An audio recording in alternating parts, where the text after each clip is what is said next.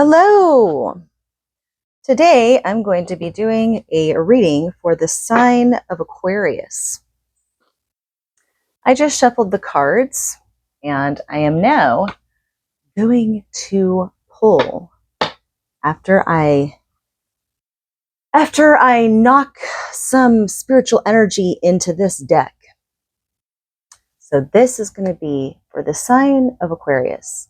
Sun, Moon, Rising, Venus, Midheavens, and Stelliums. 1, 2, 3. Okay.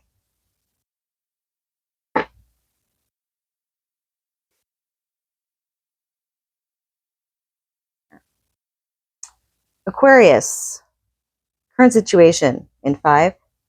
1, 2, 3, 4, 5.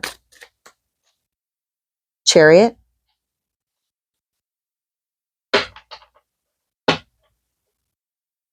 What is above in 5? 1, 2, 3, 4, 5. 9 of Cups is above.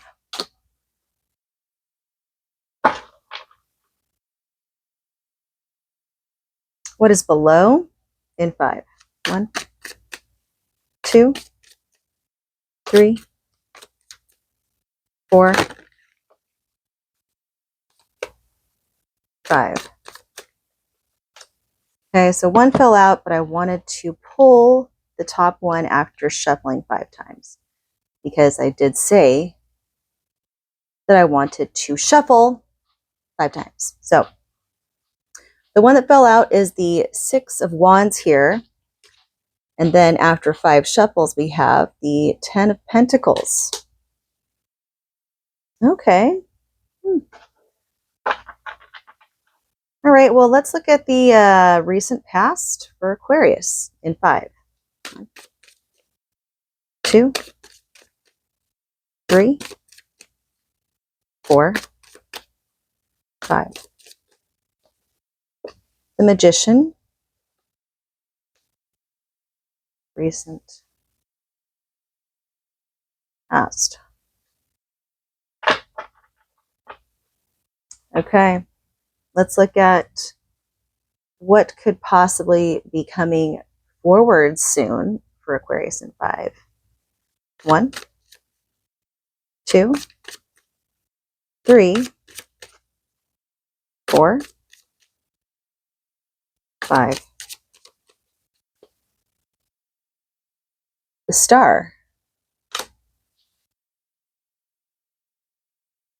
I just realized we have, in the recent past, current, and in the possible soon to come forwards, all 3 major arcana lined up right now. Okay, let's look at the card for you at this time in 5. 1, 2, 3,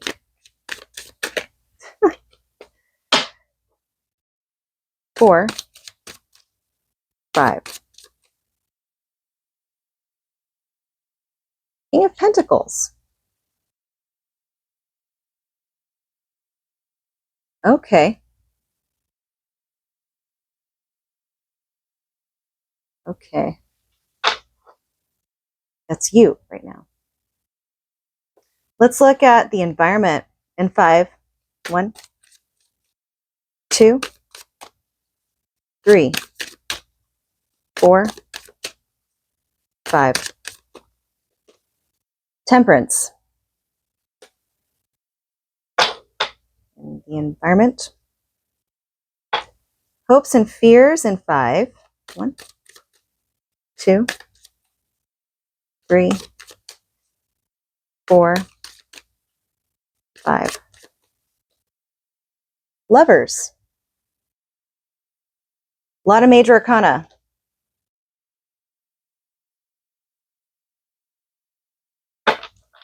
Let's look at what could possibly come in the distant future. Aquarius. And 5. 1, 2, 3, 4, 5. Okay. 3, 8 and 3. 8 of Wands with 3 of Cups.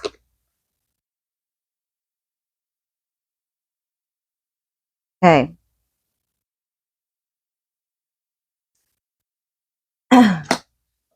So at the bottom of the deck, we have strength. Strength, endurance, to carry on, to push forwards. There are lots of major themes here. Under the strength, there's the Devil card.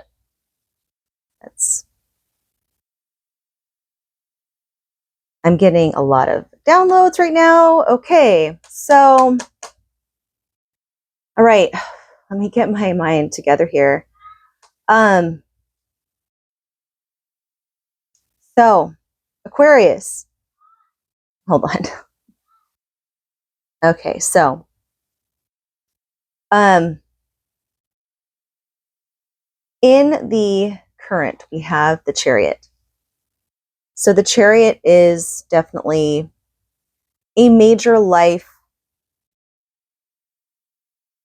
shift. So I'm getting a lot of like paradigm shift here, because I see that there's a lot of stuff going on in regards. I don't see any people here, first off, by the way. I just see this as, this is something to do with like, not just you, but this is a bigger picture. This is a bigger picture read, or big picture read. So we have in the top, what is above? It is the 9 of Cups. 9 is the number of spirituality. It's a spiritual number. Philosophy. The 9th house in astrology and the natal chart is ruled by Jupiter and is also home to the sign of Sagittarius.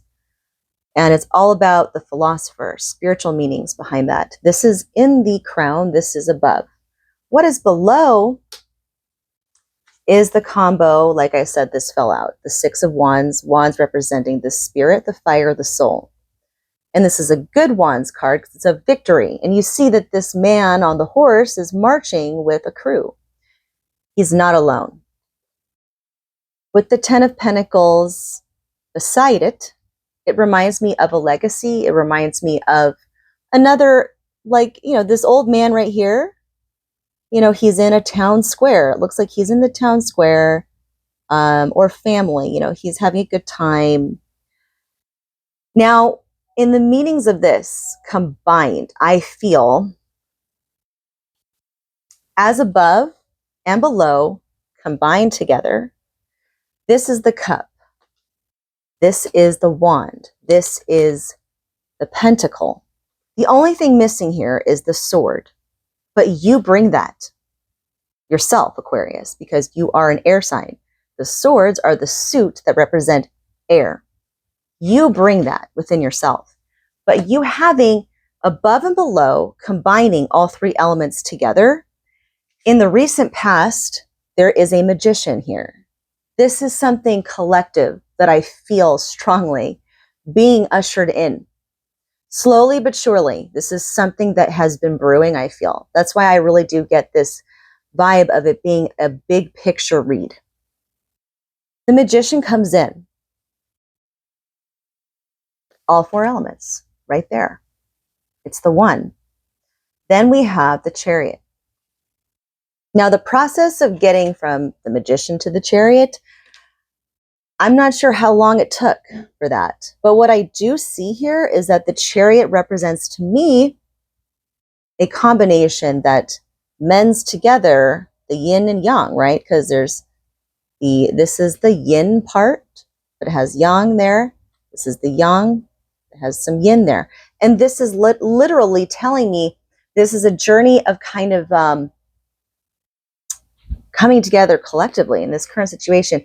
Whatever's going on right now, I think that there's some kind of a shift happening. And I feel it within myself as well. So whether you resonated with it or not, I am resonating with this. So, but I feel that I do believe that I'm not the only one though. So, this is a big picture read, like I said. In the soon to come forwards, possibly, because we don't fortune tell here, right, is the Star card, which is the card of Aquarius. It is the card of Aquarius. So,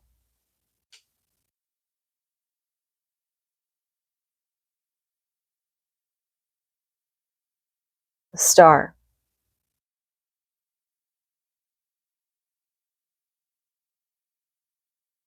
Some hope in a situation.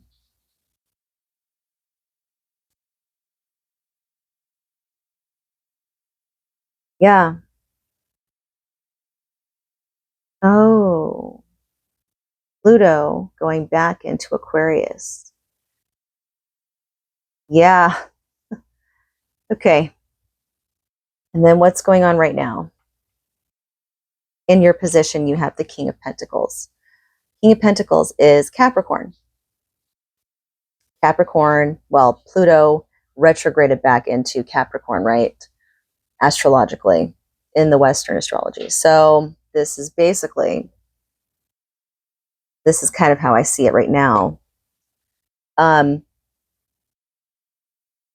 you're still there, right?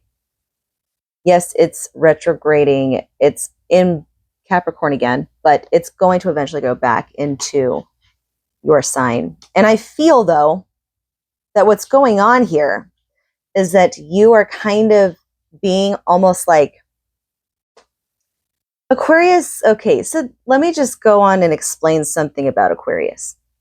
Of course, I'm not going to say I know everything, but this is my view on the sign and energy of Aquarius. Aquarius is all about being the humanitarian, right?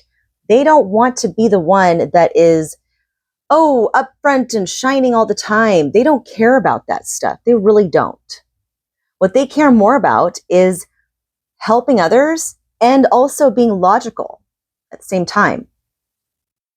They don't want anything to just go to one side or one source gets everything. No, they want to be able to spread things out and they want things to be fair. And for some reason, I get this being as a representation of you right now is maybe there's a lot of things being called to attention around the world of people that have been taking these things for granted. And recognizing those who have had a seat at the table of wealth and luxuries for far too long. So now there's going to be some kind of transition period, I feel. You're bringing to the forefront you're trying to show the example to those who might feel like they can't get to a successful point in their lives. No, you can. You're showing that. You're showing others that might not believe in themselves as much or feel that it is impossible, that it's hopeless. You're being the one to show them, look, I'm not that much different than you, and I'm successful. I can achieve this success. That's what I'm getting from it. Yeah.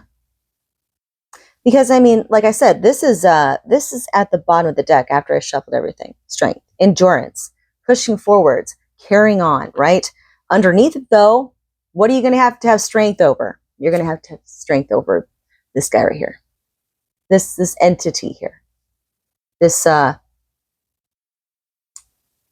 this degenerative type of energy that only lowers our IQ, essentially, and EQ as well. So, because the wheel cannot be manipulated. It can only be manipulated so far. And I think people are starting to realize more and more the level of manipulation that's been going on. Anyways, okay, going back. In the environment, we have another major arcana, which is temperance. So what's this kind of representing? It represents, well, I think everyone's in a state of uncertainty. Temperance is weighing out the pros and cons. I mean, just look at it. It kind of looks like a depiction of weighing out. Okay, all right, I can see this. Oh, wait, no, I see this too. Okay, just kind of, feeling out things because you're uncertain. And what does it take to make a more certain decision that you're more confident about? It takes patience. It takes time. And so that's where temperance comes in. And temperance is the card of Sagittarius, which is linked to the 9th house, ruler of the 9th house of philosophy, spirituality, digging deeper, going within. And in the hopes and fears, which I see this as a hope, not so much a fear, is a hope of unifying. I can't go in too close to this card because, well, you probably know why. So, but yeah, this is the Lover's card. So what could the Lover's card mean? If we want to look at a deeper view of it, essentially what it represents is the creation of our very being.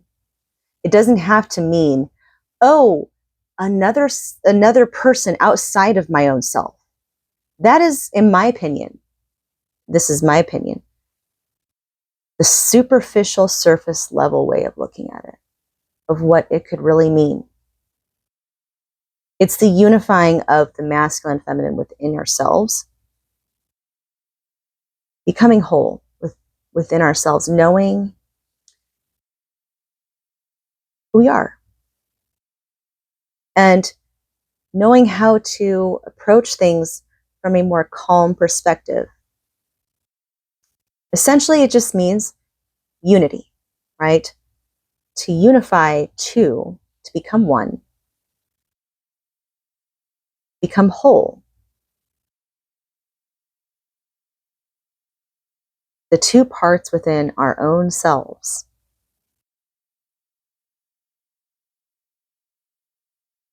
It's the card of Gemini as well.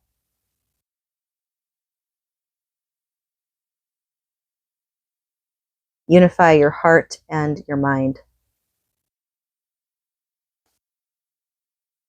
In the possible distant outcome,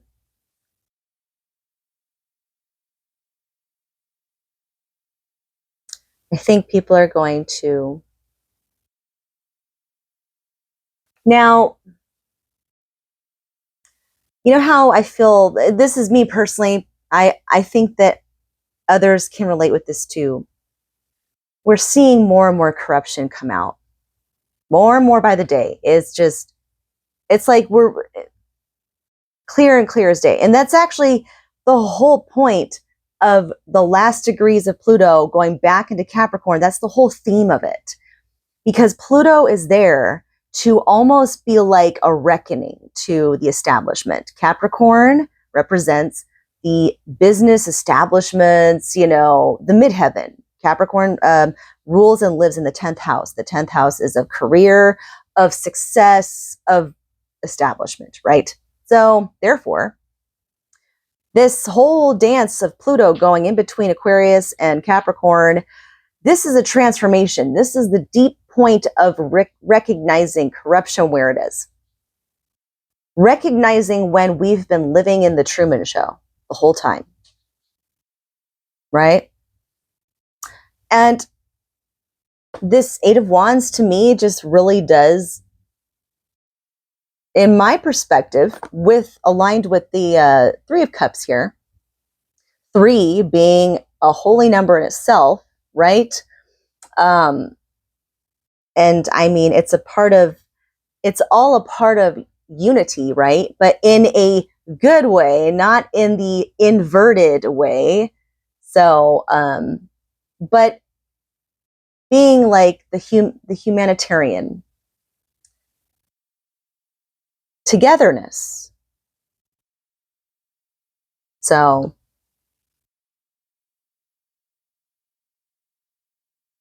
not worried so much as to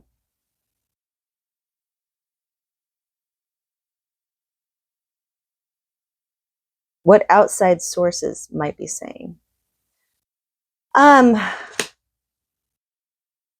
Yeah, I just think there's a lot of, I kind of want to get another card though from this deck here. What else besides the Eight of Wands and the Three of Cups?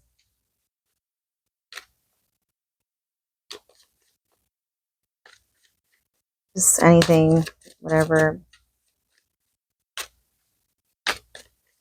Okay. So this is another major arcana to come out now. The Hierophant. Moral values. Values that keep us aligned so that we don't fall into confusion. That's kind of what I get from that.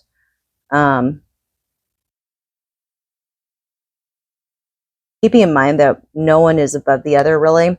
Even though you could say, yes, the Hierophant, he can look at himself as, I'm not looking at him as an individual. I'm looking at the meaning of the card, which is basically of having values, moral values, being fair, traditions, which is like spiritual nature. I mean, the Hierophant is the counterpart of the High Priestess. So, and she is also a spiritual, she represents the spirit.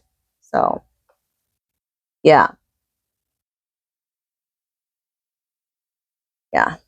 I just noticed at the very bottom here, he's sitting on what looks like, I mean, it could look like a box to me. I know it could be a platform, but at first I saw a box and there's keys there. Almost like he's sitting on Pandora's box to keep it closed so that it's not unleashed upon the world. I don't know. That's just some random download I got there. But what I really do feel, though, Aquarius, is that as we get closer to shifting into a whole new phase of being, when Pluto goes permanently into your sign, that's going to bring about a whole new level of challenges, yes, but it's going to bring a whole lot of transformation. So to gear up for when Pluto eventually goes into Pisces. So anyways, I'll just leave it at that. And I hope you guys got something out of this. I love getting more of the deeper reads. I actually prefer them. So I'm not a fortune teller, of course. So, just take what resonates and leave whatever doesn't resonate with you. I just love getting inspiration and spiritual downloads, so to speak. So anyways, all right. I hope you have a great day. Peace out.